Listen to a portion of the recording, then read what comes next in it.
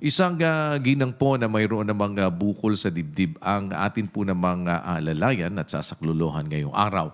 At nakilala po natin siya nung magpakonsulta po siya sa isa sa ating mga charity centers. At medyo siyempre, inaabot ng pag-aalala yung tao dahil ang napapansin niya po parang lumalaki daw yung kanyang bukol sa dibdib. Kaya mas gusto niya po ito na mapasuri pa sa atin pong mga doktor. Panoorin po natin saglit.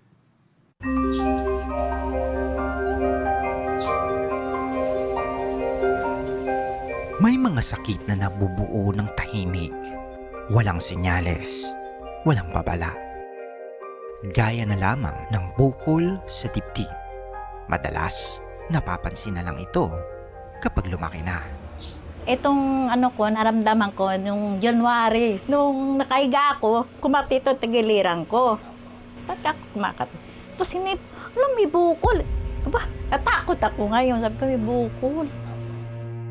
Siya si Nanay Gloria. Sa edad na 60 taong gulang, umaasa na lamang si Aling Gloria sa kanyang anak na tanging pagkukumpuni ng mga computer ang hanap buhay. Kaya naman, dahil sa kakulangan sa pinansyal, pinili niyang itago ang kanyang kalagayan sa halip na magpakonsulta agad. Ayoko ba silang bigyan ng alalahanin? Kasi meron nga sila anak na may depresya din eh. Siyempre, nag-alala din ako. Baka pati ako pabigit sa kanila. Una na niyang itinago ang kanyang kalagayan sa halip na magpakonsulta. Ngunit habang lumilipas ang mga araw, lalo ring lumalala ang kanyang nararamdaman. Nung time na kumikirot na, sabi ko, hindi ko na talaga ito kaya. Sinabi ko, pinahipo ko sa kanila, laki na, Nay. Nagulat sila ngayon. Takot sila. Pa-check up kay nanay, habing ganun sa akin. Kasabay ng kanyang iniindang sakit ay ang mga pangambang nagpapabigat sa kanyang dalahin. Paano gagaling ako? O paano ang buhay ko pag yung iisip ko, sabi ko, wala naman akong pera na mag-ano sa gamot. Sa kabila ng isipin na maging dagdag pasanin ng kanyang pamilya, ang kanilang suporta ang naging lakas niya para piliing lumaban at harapin ang hamon na dala ng kanyang kondisyon. Sabi ko, bahala na ang taas, sa taas.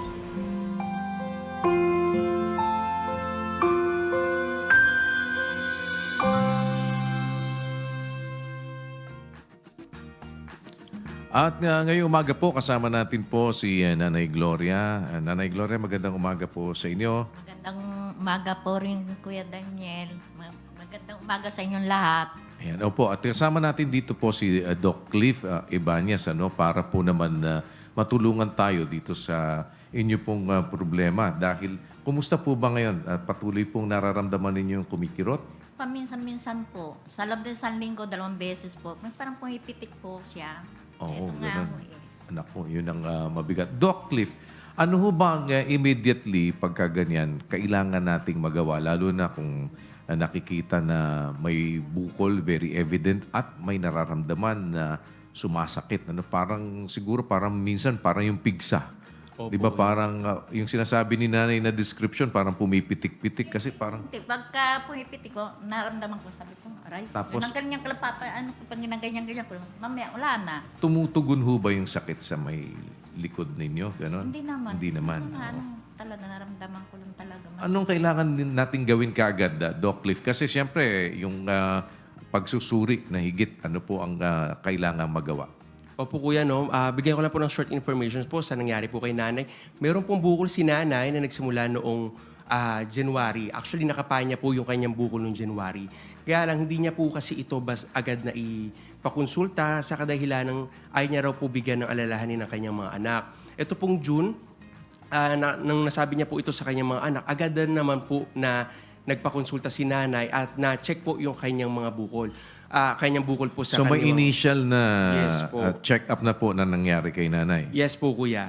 Actually, nung June po, sa ating pong Valenzuela Charity Center, nakita po siya sa isa po sa mga volunteer doctors natin at agaran naman pong binigyan po siya ng mga request.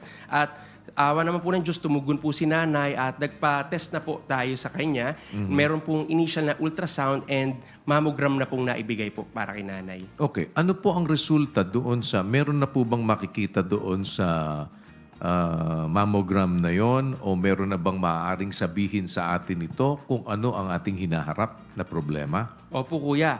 Noong lumabas po ang resulta ng mammogram, lumabas po na meron pong suspicious na bukol po sa kaliwang bahagi ng dibdib po ni nanay. Doon naman po sa kanang bahagi ng dibdib, meron lang man pong mga bukol na malatubig lamang po ang laman. So ano po ang gagawin natin dito ngayon para mas ipagpatuloy yung pag-alam kung ano ba talaga yung bukol na ito? Kung ito ba ay cancerous ba ito? O ito ba ay benign ba ito? Kailangan ba itong operahin o tanggalin? Opo, kuya, no? Agaran naman pong tinulungan si nanay ng mga kapatid po ng MCGI at social workers po sa Valenzuela Charity Center at naipa-check up po natin si nanay sa Cardinal Santos po. Doon po, nakita po siya ng espesyalista patungkol po sa kanyang bukol sa kaliwang dibdib at nagbigay naman po agad ng request po for biopsy. At nung nakaraang linggo po, nakaraang buwan po, naipa-biopsy na po si nanay at loobin po, this week po, inaasahan po namin na lalabas na po ang resulta nito. Alright, so far, nandun na tayo ngayon sa punto ng paghihintay po sa resulta ng biopsy sa kanya. Yes po, kuya. No? Awa tulong po, mayroon na po tayong dalawang test na naipagawa, yung mammogram sa biopsy po. Alright, so ito ay mga assistance na naibigay natin kay nanay? O Yes po. Ito ay kailangan natin, may mga follow-ups pa ba bago po, habang hinihintay natin yung resulta ng biopsy, Doc? Opo, kuya. Base po sa magiging resulta po ng biopsy, loobin po ay lumabas po ngayong linggo. Doon parang po natin malalaman yung definitive treatment po na kailangan para po kay nanay. So in the meantime, wala po tayong ibang ginagawa sa kanya, gamot na pinaiinom o kailangan pang ibang gawin ni nanay habang inihintay ang resulta nito? Initially po, kuya, nagbigay na po ng mga gamot po para po sa nararamdaman ni nanay dahil meron po siyang panakanakang nararamdaman na pananakit po ng kanyang dibdib. At hindi lang po yun, kuya, no? Loobin din po since magkakaroon po ito ng resulta at mabigay po natin yung treatment na kailangan po kay nanay, pwede na rin po nating paggawa yung ilang mga diagnostic test na initial po na kailangan bago po gawin yung mga procedures pa. Alright. Since naghihintay po tayo, no, Nay, ng inyo pong resulta ng biopsy, kumustahin ko na din po, nagmo-monitor po ba kayo ng inyong blood pressure? Hindi po. Ayun lang. Oo. Ang inyo pong sugar, Okay lang daw po sabi ni doktor. okay naman daw po. Natignan po ba? Ano? Na-check po yung sugar ninyo? Hindi pa po. Hindi pa rin. Doc, Cliff, ano po? Kung halimbawa magpuproceed tayo sa surgery at aalisin or ooperahan siya doon sa kanyang bukol, tatanggalin ito, anong mga clearance po ang kailangan natin kay nanay? Opo, kuya, no? Bali, ganito po siya mangyayari.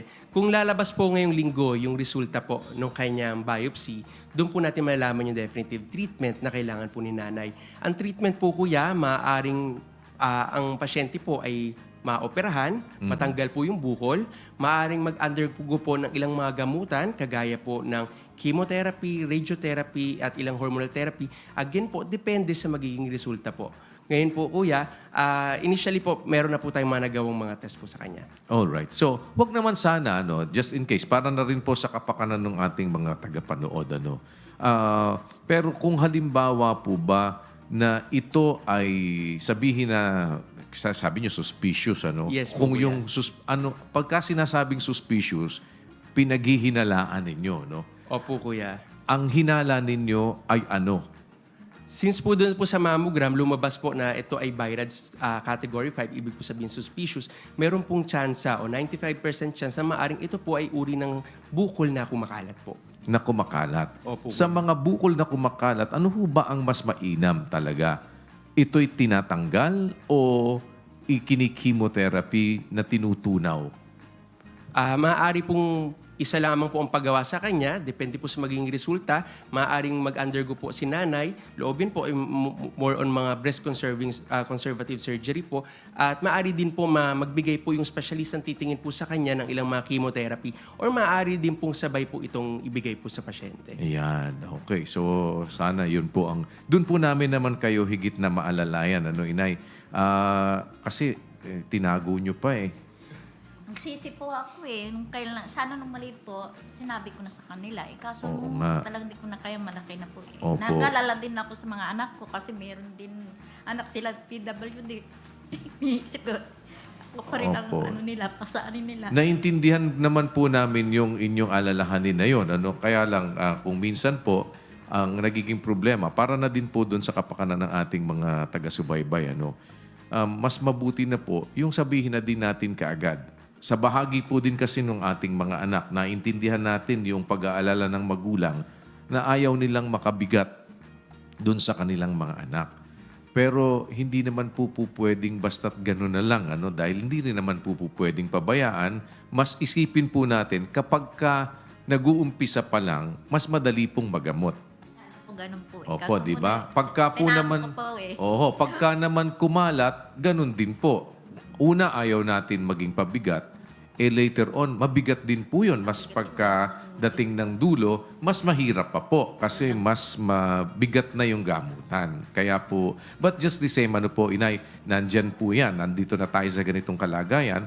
Kaya sa aming bahagi naman po, matulungan naman kayo sa kabuuan po ng inyong gamutan. Para yung pag-aalala ninyo na kayo po ay maging pabigat sa inyong anak, ay hindi naman po maging dalahin pa ninyo sapagkat matulungan naman po namin kayo sa bahagi na ito na hindi naman po makadagan pa sa inyo pong pamilya. Kami naman po sa maliit na paraan ay maka-augment at makatulong po dun sa inyong gamutan. Hanggang kung ano man po yung sasabihin ng ating mga doktor. Hanggang matapos po yung procedure at kung ano man po yung kanilang ipapayo, kung yan man po ay kailangan po ng chemotherapy or kailangan po ng surgery, maalalayan po namin kayo. Ano ho? Salamat po sa Diyos. Salamat po sa Diyos. At sa mga susunod, pag may nararamdaman pa, sasabihin na lang po natin agad. Ano ho? Nga yung anak ko, bakit niya pa ngayon sinabi nanay, ito lang malaki na. Oo, Sabi kasi ko, mas madaling... Ganun. Ay, Opo. naku nanay, hindi. Sabi ko naman, tara, magpa-check up na kayo. Oo, Nagalitan tama. pa nga. Opo, tama po yung mas maaga, mas Basta huli, maganda. nagsisiri na ako, hindi ko naman sinabi naagapan. na mali. Yes, Dapat Doc. naagapan.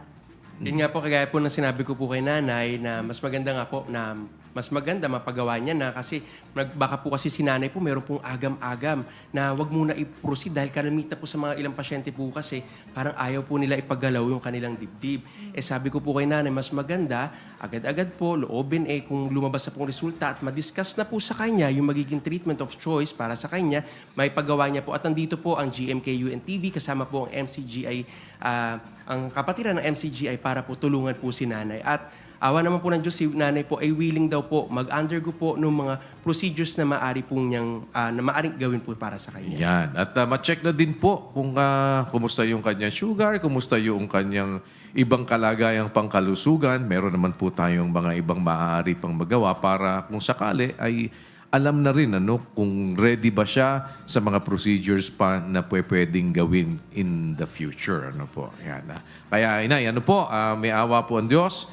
Dito po naman sa atin pong serbisyong MCGI, atin po namang mapagsilbihan po kayo sa maliit na kaparaanan, makatulong po sa inyo.